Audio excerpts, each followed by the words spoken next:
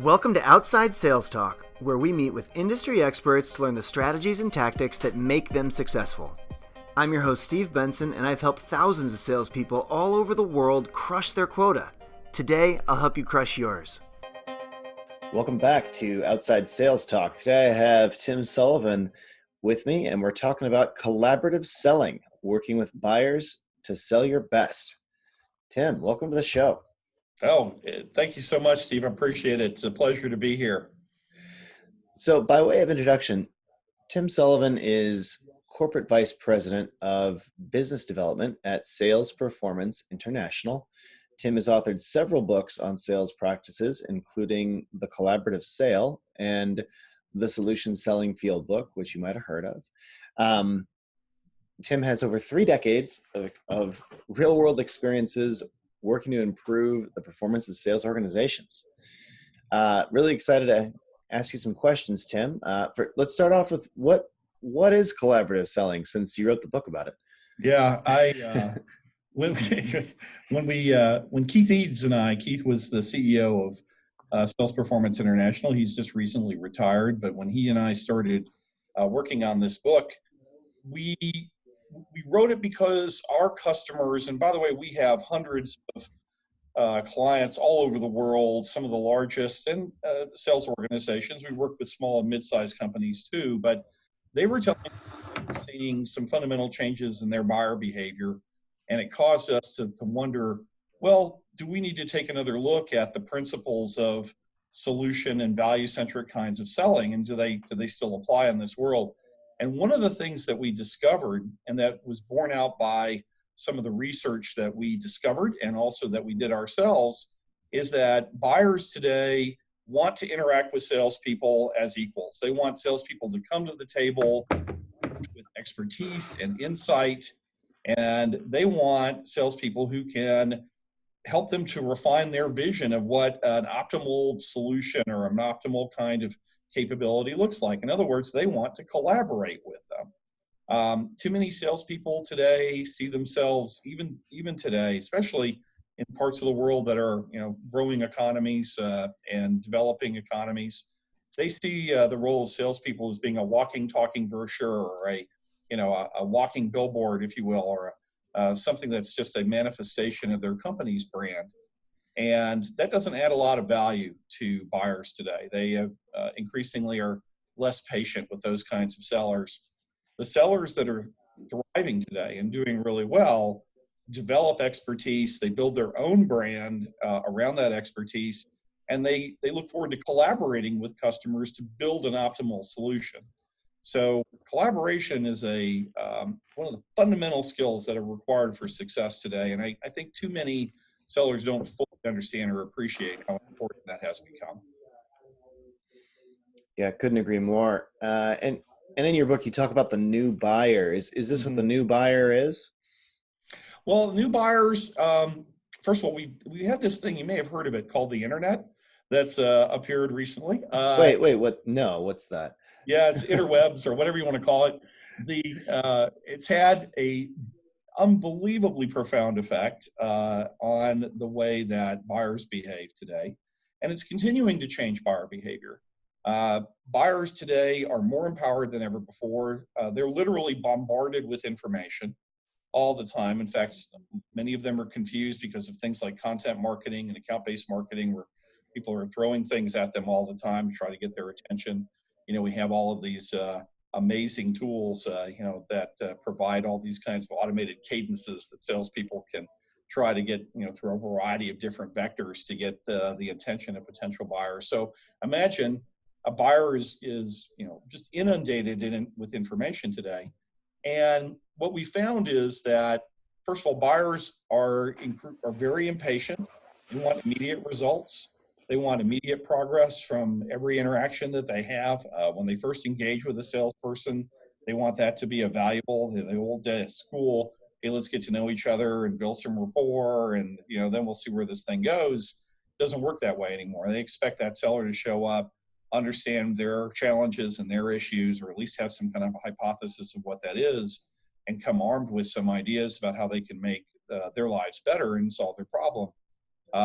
buyers are also, because they have access to all this information, they want to control the buying process. And when I started in the software industry, I sold mainframe software back in the early 80s. I was the sole conduit through which all information flowed. So buyers had to see me. It was relatively easy to get an appointment, and if you called the right people, and all the information that they needed, they had to get through me. So it was relatively easy to control the conversation and the pace at which that buyer made that decision. That is completely not true today. Today, buyers can go online and talk to your customers in a few minutes if they want to. It's not difficult for them to do it. And they have access to all kinds of information. And so therefore, they want to form their own opinions before they decide to invite selling organizations to even participate. So buyers have changed dramatically. You've heard some of the statistics, I'm sure. The buyers can be anywhere from 50 to 57% through their buying cycle before they ever connect with sellers. That's not entirely true in all situations, which is one of the things that we found from our research. Well, we see all the time actually that buyers will go right around our sales organization. So people, because we sell software obviously, but Badger will get purchased and we've never talked to anyone, Right. because we've built all these, like, someone can self-onboard. Basically, they can set it up themselves. We walk them through it with tutorials. They can get all their questions answered just on our webpage and our knowledge base, etc.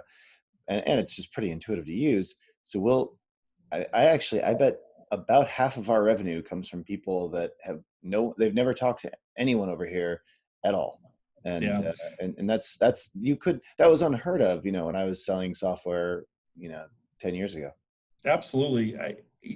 I'm finding that to be true of a wide variety of different products. I come from the software industry, and I always assume that the best salespeople came from the software industry because, after all, that's what we come from. But what I'm discovering is that the best salespeople, and this is a humbling truth, are the people who sell the most commoditized things. Yeah, I agree with that.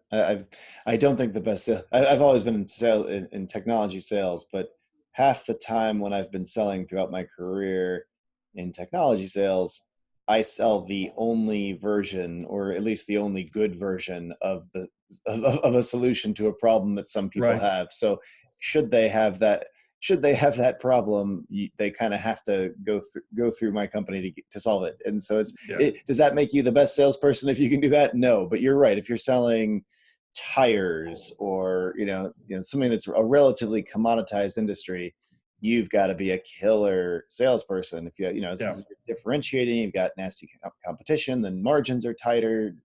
Everything is harder.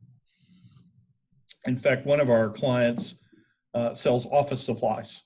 Super hard industry. And that's actually a big industry for Badger, because those guys, go around meeting with people face to face, and right. offices are everywhere. So that's been a big industry for us. Yeah, tough industry. But they can be successful if they realize what they're really selling. They're not really selling, paper and paper clips and all the things that you need to run an office. What they're really selling is just-in-time inventory and offsite storage and just-in-time shipping of all those kinds of things that people need. They can now they have the systems and to be sophisticated to work even with very small, mid-sized businesses to be able to make sure that they aren't overbuying, and therefore what they're really selling is reduced inventories and improved cash flow, better effects on their supply chain. I mean, it's paper and paper clips, but and not to mention there's also the collaborative selling aspect that you're talking about too. I was just talking to a field salesperson in the office supplies industry maybe a month or two ago, and he was telling me about, he sells a lot of like the bigger ticket items to larger corporations. Right. And so it's a lot of like, tables and chairs and, stands for your monitors and stuff like that. And a lot of it was that consultative selling that, and so, obviously he's using Badger to plan his day and stuff, but which is why I was talking to him, but he and his team are very much collaborative selling and consultative selling.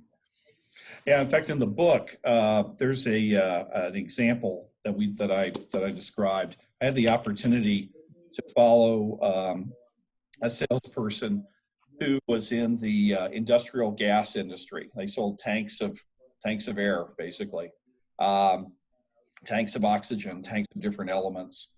It wasn't a big research and development group there. I mean, there is no new improved oxygen, right? So there's them talking about commodity product. But there was one salesperson there who sold 3 times more than everybody else and had been doing so for years. And so I had the opportunity to follow him around for a few days and observe what he did. And the other sellers were looking for customers that were nearby their production facilities because they could give them a 0.1% reduction in the shipping costs and therefore try to get some kind of price advantage. And they thought that was the secret to selling. This fellow, what he would do is he would go to a hospital and he would talk to the nursing staffs, especially in their emergency care area, how many beds and what kind of cases do you get here? And then he would go around the back of the hospital and he would look at where they stored their oxygen, which is, if you ever see in a hospital, they have these huge tanks around back where they store those kinds of things. And he would take pictures of it because, by the way, oxygen under pressure is explosive, so that's a safety issue. And then he would get a map and he would look at the surrounding area and say, okay, we've got a chemical plant here and another industrial plant there. And I know about 3,000 people work there. And if they had an accident, well, this is how many people would be coming in. And then he would go away and compile this risk analysis. Here's some of the safety issues that I found that need to be addressed in the way you're storing this. And oh, by the way, if for some reason you had some kind of incident in one of these other nearby locations, based on what I've seen and the volume of cases that you have, you would run out of oxygen, and therefore chances of people dying would go up. And the average cost of a death in your industry is about $40 million. And so therefore, if you want to eliminate that risk, then here's what I recommend that we do to make sure that doesn't. In other words, what he sold was risk mitigation. Mm-hmm. And he didn't talk to purchasing managers and supply managers. What he talked to was the chief financial officer, saying, hey, I found a way to reduce your potential legal liability by more than $300 million. And I'd like to chat with you about a program to be able to do that. And so that's why he sold 3 times more than anybody else. He got much, in fact, he sold at a higher price because they saw value in the safety analysis and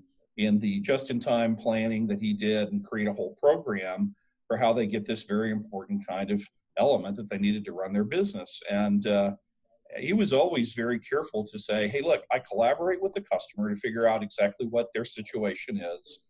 And then I apply my expertise to show how my capabilities can help them address their problem. And then I quantify it. Mm-hmm. And that kind of collaboration is something you don't see every day, but increasingly for commodity kinds of products. And of course, if it works at the commodity level, imagine how well it can work.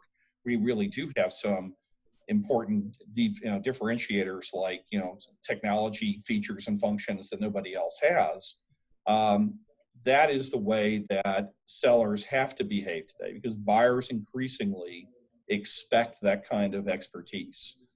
This fellow had his own brand. I mean, literally, when he showed up, after his reputation started to develop, other hospitals would actually call him because they would come in and he would advise them on different parts of their operations. And, oh, by the way, would you like to buy a whole lot of oxygen from me? Okay, yes. He sold other things as well, but that was his primary way of getting into those accounts. That kind of collaborative behavior built around your own brand and expertise is really where selling is going today. I spoke at the Sales 3.0 conference recently in Las Vegas, and one of the things that we found in our research is that around the world, I think the number 2 demanded position that people are trying to fill now are sales representatives. There's very high demand for sellers, but they're very, very hard to fill because the skill requirements of sellers has almost doubled in the last 5 years. People are expecting sellers to do more. In certain industries, like healthcare, for example, you used to just be able to go out and talk to doctors and give them samples and, hey, call me when you want to place an order. Now you have to talk to B2B, buying committees, and you've got to sell the value and get on the formulary. And, there's a lot of back and forth, and you have to really understand the challenges of the people that you're selling to in order to be successful. So the skill levels required of sellers is really, I think, dramatically increasing. In some industries, the number of sellers is declining. I mentioned pharmaceutical. I think I think at 15 years ago, I'm going to try and cite these numbers from memory. I think there were about 102,000 pharmaceutical salespeople in the U.S., and today there are less than 30,000. Mm-hmm.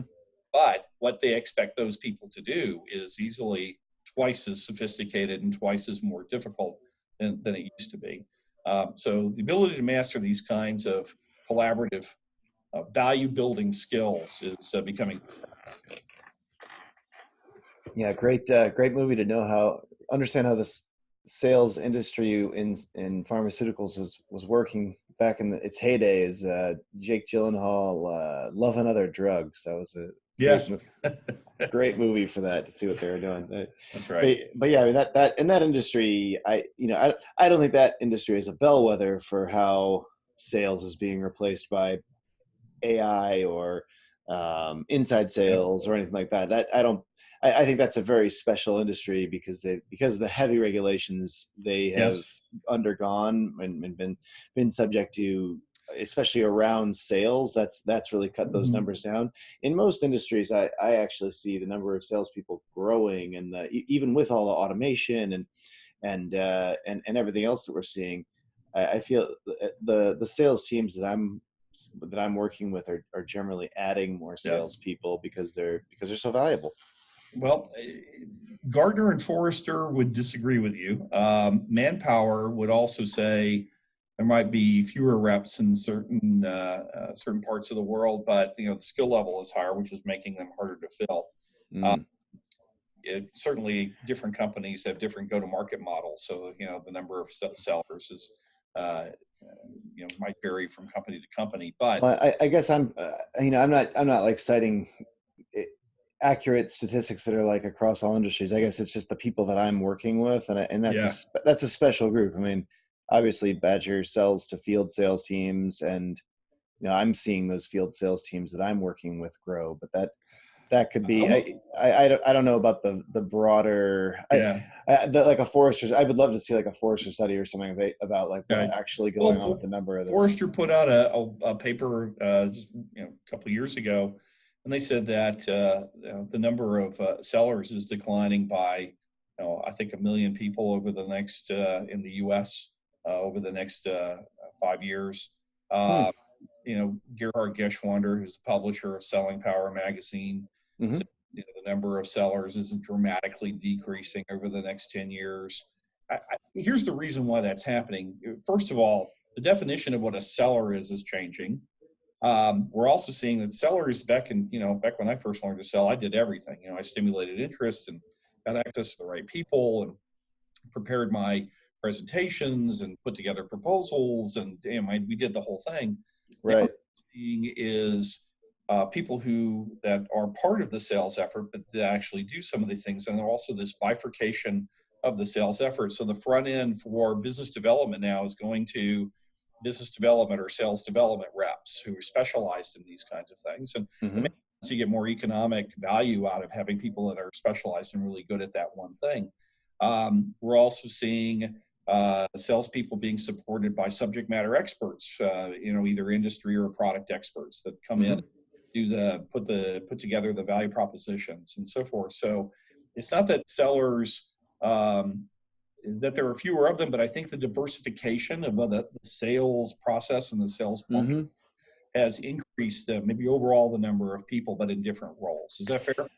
Yeah, that I definitely buy as well. I mean, because we've seen this trend in specialization of the different sales roles of into SDRs and BDRs and the actual salesperson and the CS, the customer success relationship manager, and subject management experts. All these different the shattering of the sales role from the when you, and even when I started my career, it was one ring to rule them all.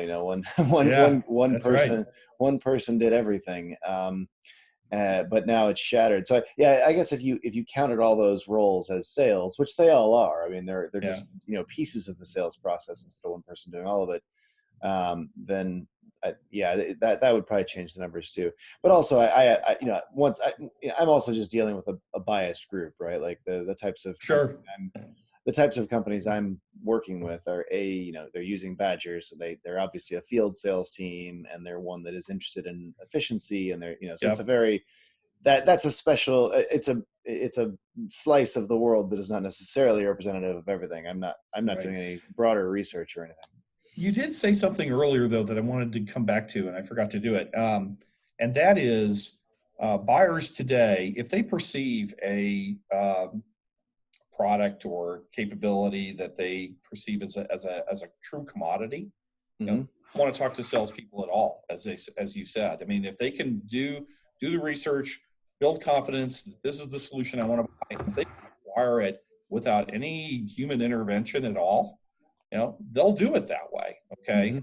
Hmm. Basically, in those kinds of industries where there's not a lot of opportunity for salespeople to create value in the way they engage or the way they manifest the customer brand or support an optimal customer experience. The optimal customer experience is to get them out of the way and let the buyer go directly to the transaction. Hmm. Uh, and one of our clients is a technology firm, and they have a product, an internet product similar to a router that is becoming a commodity today.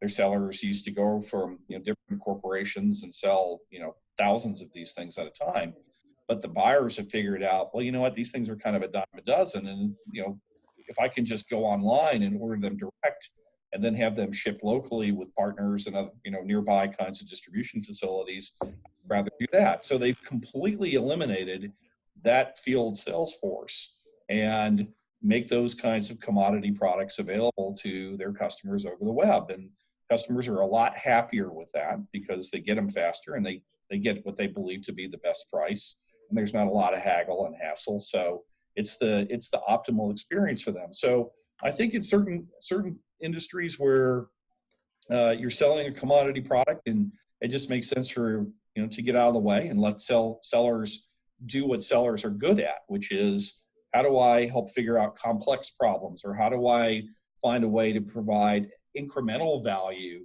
beyond the product itself or beyond the kinds of capability that I'm selling. Another good example is, we worked with a shipping company, and they normally were selling on price based on availability. So, I have a ship with so much space on it, so many containers that I can put on it, and I charge a certain amount per square meter for that space. And what I'm really selling is availability and the cost for that item. Well, that just sort of creates this sort of uh, uh, rush to the floor, if you will, in terms of lower and lower prices. So the shipping company decided, okay, what we're going to do instead is we're going to have ships that leave every day at a certain time, and we're going to reduce the window of uncertainty as to when your goods will arrive dramatically. It used to be plus or minus a week because the ship would sit there until it got full before it would actually take off. But if it's leaving every day to go on its route, then there's a lot more predictability. But they need to charge a higher price. So they had to change the sales team's behavior from selling price and availability, which frankly you could do online if you wanted to, just go online and place your order, to selling impact on the value chain and greater certainty, the ability to track where your inventory was, and lower amounts of cash tied up in that inventory, and knowing that it was going to get there within a certain very limited range, so that you can then use that to predict your future revenues more predictably, and so forth. I mean, that's a shift from commodity selling and selling price and availability to selling a true solution to a supply chain, and the value that is created, which required a whole new set of skills on the part of the sellers to be able to do that effectively. The good news is that once you identify what those skills are, you can give them tools to be able to do it, and you can train them in the appropriate kinds of methods and approaches to be able to do it, and they can actually make that successful. In this particular case, this shipping company was able to generate an incremental, I think, 130 million more than they expected in the first few months, and so as a result, they cut the amount of time that they expected this to be unprofitable by more than half, and then it now became a very profitable venture for them. So sellers can adapt to the new buyers, they can adapt to these behaviors, but organizations have to equip them with the right tools and the right training and the right knowledge to be able to really truly be collaborative sellers today.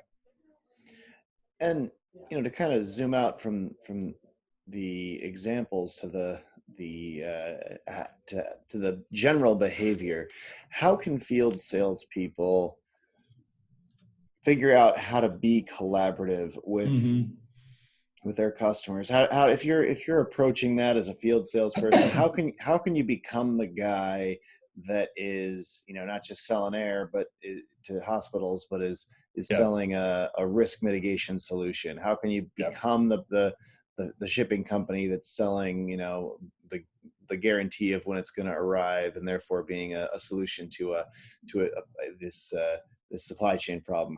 How does, if you're just a seller, how do you structure the thought process around this? Right. Well, first of all, and we discussed this in the book, the collaborative sale. The main thing that we saw that was the biggest difference between collaborative sellers and those that were using old-fashioned ways of engaging with customers is that they first define themselves by the problems they solve and the value they create, not the things that they sell. It's like asking someone in the insurance industry, what do you do for a living? Well, I sell insurance. Well, there's no sure way to, turn people away and not want to talk to you. But instead, if they say, well, I help families mitigate risk and, protect their assets. Well, how do you do that, right? Tell me more about that. That sounds like something I could do. So first of all, defining yourself and what you do as a sales professional in terms of the kind of value that you create is a huge psychological advantage. And the collaborative sellers excelled at being able to do that. In fact, they took great pride in their profession because they could identify how they made the world a better place, beyond just being able to sell things. So that's the first thing, is to define your own brand. The second thing is understand where you bring expertise to help address or create that value, and then constantly build that expertise. So a lot of new sellers will tell us, well, I don't have 20 years of experience. How can I really differentiate myself and be this collaborative seller? Well, the truth is that when we really look at what new sellers learn when they learn about their products and learn about their capabilities, that makes them an expert in that thing. And the question you have to ask yourself is, how often do your buyers actually buy that compared to how often and how much you know about the capability that you're offering? So you have to have more confidence in your ability to present that value proposition. Yes, experience does help, and more creativity and more knowledge and et cetera, but you come to the table already with the appropriate, if you're been appropriately trained around your capabilities, with more knowledge than what most of your buyers have. So you can use that as a way to begin to develop your own brand. The other thing that we found that collaborative sellers do, beyond just thinking about their job differently and then building the expertise they need to be able to manifest their brand, is that they are very, very good at understanding where a buyer is in their journey when they first engage with them. That's different than other sellers who tend to treat all buyer interactions in roughly the same way. So what I mean by that is, we find that buyers go through certain steps in the psychology of buying something. And this can be very short or it can be very long, depending on how strategic or how expensive that particular purchase decision is. It starts in a latent state where I don't even really know that I have a better way of doing things, or that I even have a problem that needs to be addressed. And then it moves from oh gosh, I do have an issue and I need to do something. Well, what exactly do I need to do? So I'm gathering needs and requirements, then a variety of different alternatives, and then I look at the risks. So if I purchase this thing, can I afford it? Am I getting the best price? Can we implement that? What's going to be involved? Do I have to learn new things? What are all the things that could go wrong? And so a collaborative buyer, when they first engage with a buyer, a collaborative seller, when they first engage with a buyer, is they ask themselves, where are they in this journey? Are they at a very early stage? Are they still gathering requirements? Have they got a beginning to formulate a vision and they're just evaluating alternatives? Or are they just in the stage where they're trying to mitigate risk? In many cases, when sellers are called in that final stage, they just say, well, I just need a price quote, or can you just send me a proposal? Because what are they doing? They're comparing that to make sure that the decision they've already made is the right decision. So the behaviors then that a seller then executes, do I need to educate people about their capability and make them aware that there could be a better way of doing things? What would the implication of that be? All the way through to can I help them formulate a vision and collaborate with them?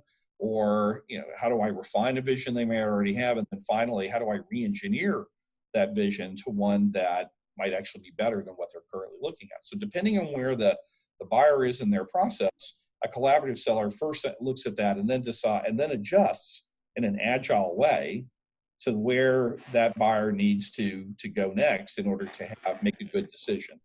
Collaborative sellers are exceptional at this. They do it intuitively, but it's a skill that can be learned by looking at and understanding where the buyer is when they first engage with them.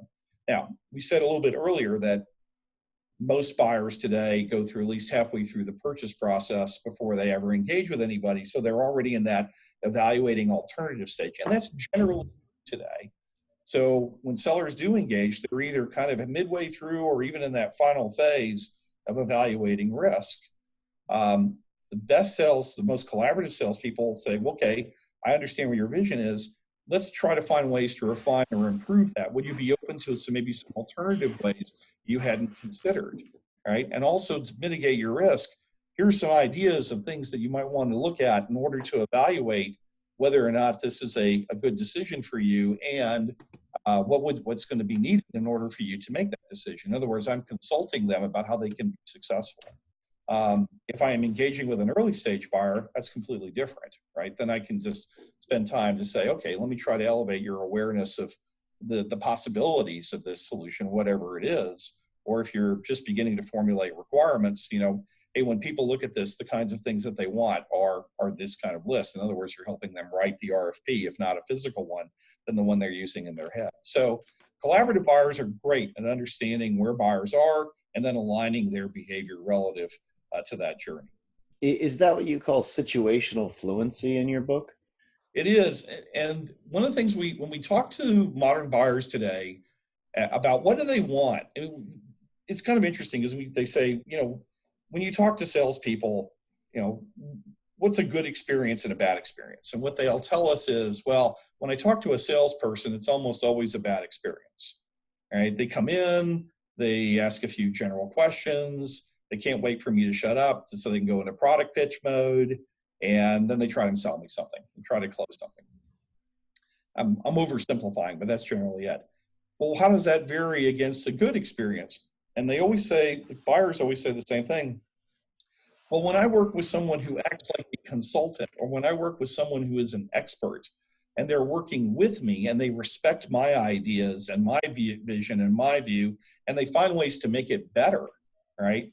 Or they actually enlighten me and make me realize, oh gosh, I didn't even know that was something that you could do, and now maybe I need to consider that. Those kinds of sellers are much more likely to get the business. Now, you asked about situational fluency.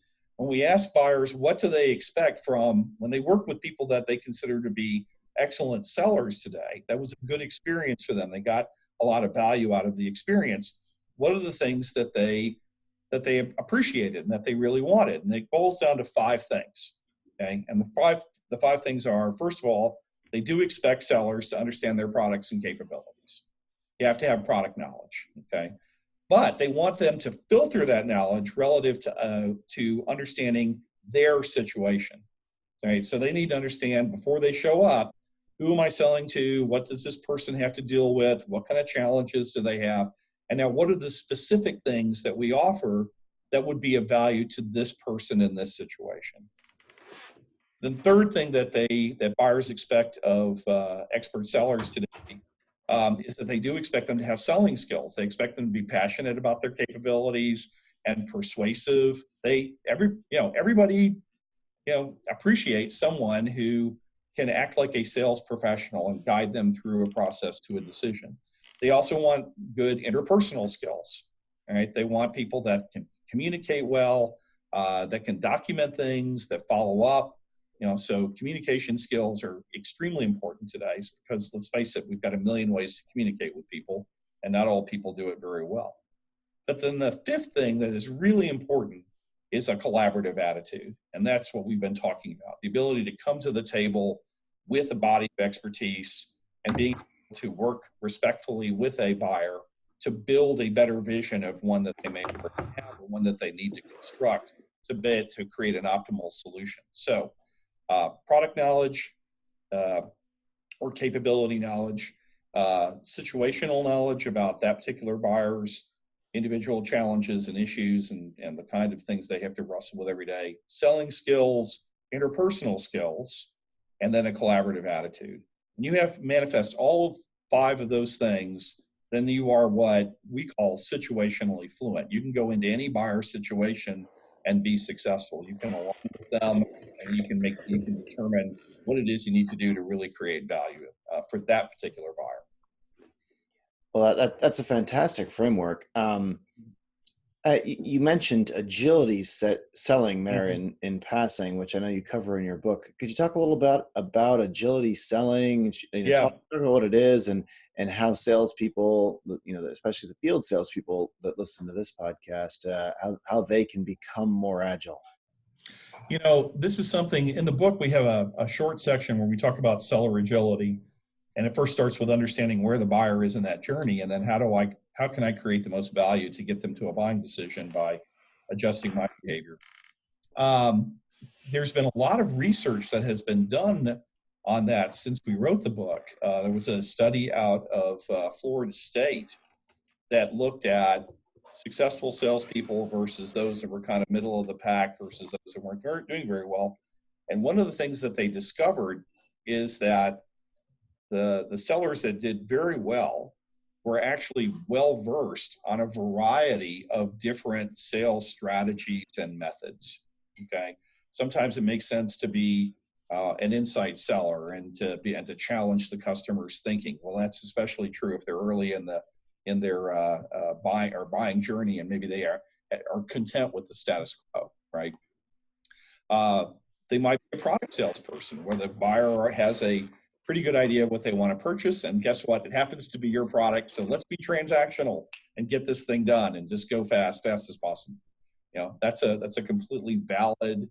When you're buying what I'm selling and it works for you, and I see that this is a good fit, then by all means, why should I try to re-engineer your vision? Let's just go ahead and get it done. There are situations where I can bring value to them and help them to mitigate their risk. And so being a consultative seller or a solution seller makes a lot of sense. So the top performers mastered as many as 4 different selling strategies to align with different kinds of buyers. The ones that were in the middle of the pack were well versed on one type of selling strategy or methodology. And the ones who basically were at the tail end, not surprisingly, had never received any kind of development or really didn't have any kind of standard approach at all. Or they treated everybody in a kind of a rote fashion that was very, very product oriented. So the ability to be agile and adapt your seller behavior to different kinds of buyer scenarios, depending on where they are in their journey and the kinds of solutions you have to offer, is now key to productivity. By the way, the study found that the top performers, I think they were generating about 80% more than the folks in the middle of the pack, and those folks in the middle of the pack were generating about 80% more than the folks on the tail end. So it's this, you end up with this kind of multiplicative effect. So seller agility, I think, is critical today.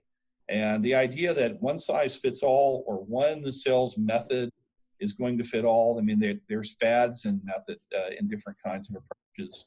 Fortunately, solution selling has always been around aligning with the buyer. So depending on where you are, you can adjust your behavior relative to there. So we've never really had that kind of issue. It always kind of preached a type of seller agility. But now I think people need to be more explicit about it. They need to build disciplines, be able to adapt to different kinds of buyer scenarios.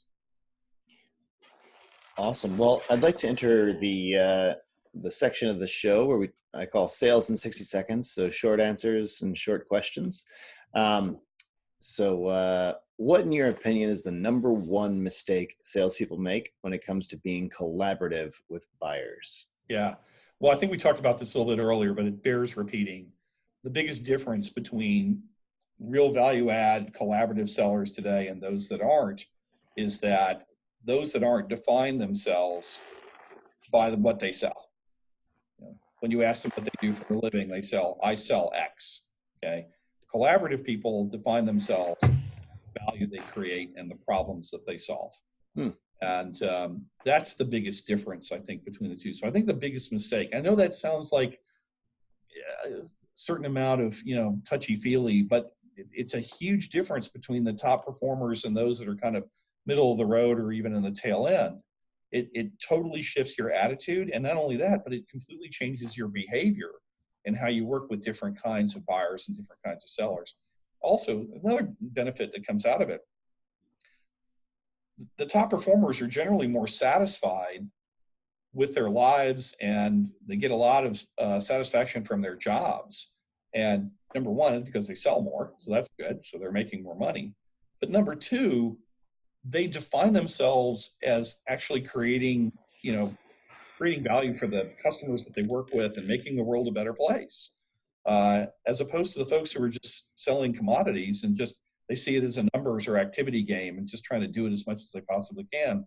Their satisfaction level with their chosen profession is much lower.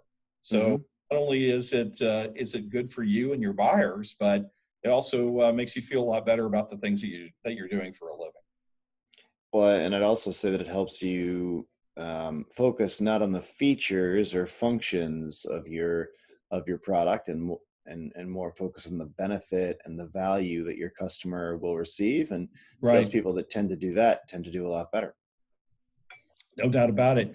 And this seems like, doesn't everybody know this? But amazingly, we go into sales organizations where they haven't defined what the buyer journey is, and they don't really know what their buyer preferences are, and they really can't advise their sellers about how to align with that. And so they just train them on products, and people, guess what they talk about? They talk about their product capabilities.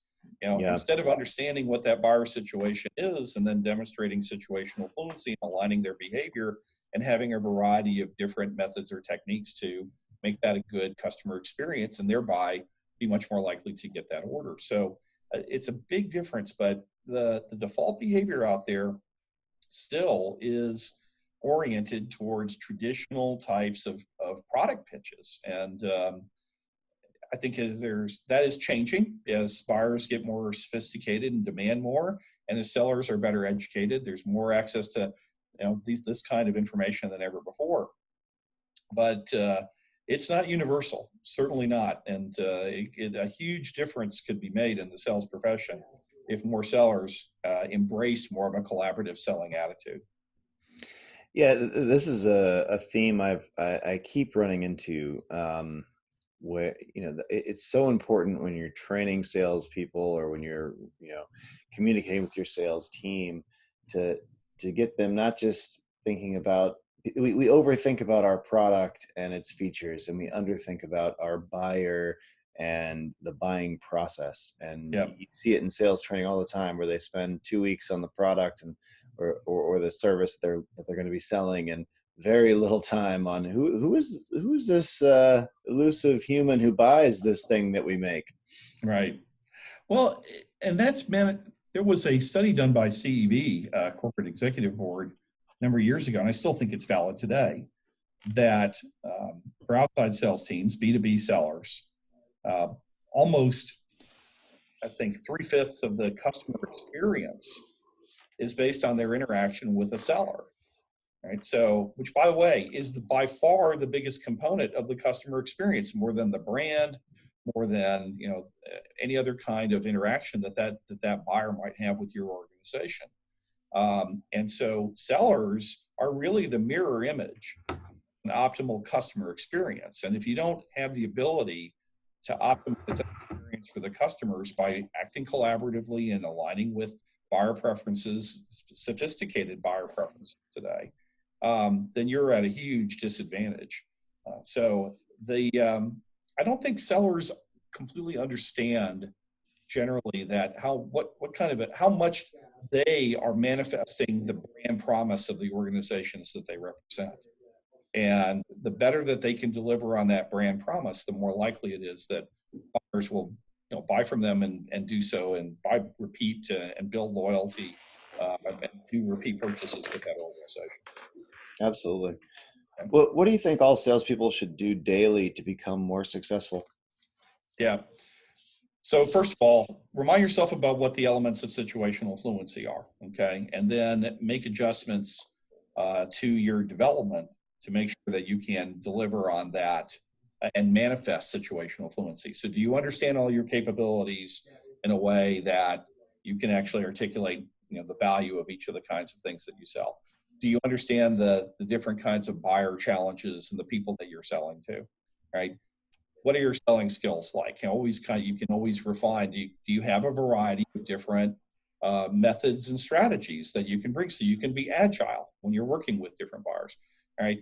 What are your communication skills like? We can all get better at writing. Every time I have a sales meeting, I try to have a summary email back to that buyer saying, okay, here's what we talked about. Here are the capabilities you said you needed. Here are the reasons why, and here's our next steps. And that's a discipline that you need to be able to do on a regular basis. Buyers appreciate that because then they can use that and validate their, and clarify their own vision, or maybe even refine it, or also use that to involve other people and connect other people in the purchase process. So refining your interpersonal and communication skills is always important. And then finally, do I come to the table with that collaborative attitude? Right? Am I able to work with a buyer and bring ideas to work with them to create a better vision that's going to create more value for them? Okay? And if I can do all of those things, then I'm a collaborative seller. If I get weak on any of those, then I've got something that can be exploited by a competitor, or the buyer will simply choose not to buy. As an actionable takeaway, what should the field salespeople listening today do as their first step towards improving their sales careers? Yeah. First of all, I go back to defining your own brand. Okay. I think a lot of sellers spend too much time trying to understand their product, and they think that their job is to represent their company's brand. But if they can also develop their own experience and expertise, and then use that to build credibility for themselves, buyers are much more likely to see them as a consultant as opposed to a salesperson. And brass tacks, what does that mean? How does one develop their own brand? Well, they have to understand what kind of expertise they need to build, and then they actually have to schedule time to develop that expertise. Right. So, and the longer you can do it, I've been in the sales development profession for 30 years. And I have a personal goal of, I try to read at least a book a week. I don't always do it. It's hard to do. Sometimes I'm just skimming them, but I try to read a book a week on the latest thinking. Or I go online to all the variety of different research sites that are out there, and the academic researchers. I can maintain relationships with folks doing research on buyer behavior and sales effectiveness, and just keep up current with what's going on out there. I've cited a few examples here in this discussion today. And so then I can just say, as we're having an interaction with a buyer, I can say, oh, well, here's something that is really useful that perhaps you didn't know, something provocative that might get them to think, I didn't see the world that way, or I wasn't aware of that. So tell me more. And so they see me as more of an expert. So I think the best thing that we as sellers can do is literally carve off time in your calendar. Look at your calendar. And I would recommend, especially if you're earlier in your career, if you can dedicate at least 10% of your working time to building that expertise, then that's going to pay off for you in the long run. So if I'm working a 40-hour work week, and by the way, what seller only works 40 hours? We all work a lot more than that. But I'll tell you, if I can dedicate at least if I'm working 60 hours a week, I want to dedicate 6 hours a week just to sharpening the saw, if you will, to going out there, trying to find more information and building more expertise for reading, building more things that are relevant to the kinds of buyers that I'm selling to. And that seems like, well, not that much time, because you can spread that out over a week or whatever, and maybe do a hour or so of reading and develop that. But it pays off pretty quickly, and it pays off definitely in the long run, where you are now seen as a true collaborative consultative seller, selling solutions and the value of your capabilities, as opposed to being a commodity seller. Absolutely great advice. Well, I'm going to try to summarize all the wisdom that you've dropped on us here. No, a lot of our listeners are behind the wheel, and so a summary is helpful since they don't get to take notes. So, in summary, what Tim's been telling us here, buyers' behaviors are. It might actually help if you mute while I do this, because I'm getting a little feedback when I talk. Sure thing. Buyers' behaviors are changing, and as a result, salespeople have to make changes to their value-centric sales practices. The salespeople who are thriving today build their own brand and work to collaborate with buyers to find an ideal solution. Buyers are more empowered today than ever before because of all the information that they have access to over the internet. Buyers today want to control the buying process since they have so much more information. So the sum of all this is that sellers must collaborate with the buyer. They have to use expertise to show how they can solve their problem, and they can quantify their problem and then show them what a solution is to that problem. The skill level required of sellers today has greatly increased, since salespeople have to have a better understanding of their buyers and must be much more collaborative to be successful. The definition of the definition of a seller is changing, and there's been a diversification of sales roles. So there are more types of sales roles today. Organizations need to equip salespeople with the right tools and resources to be collaborative with their buyers. Salespeople should create a brand and define themselves by the problems they solve and the value they create. And that's not to be confused with just associating themselves with the product that they sell.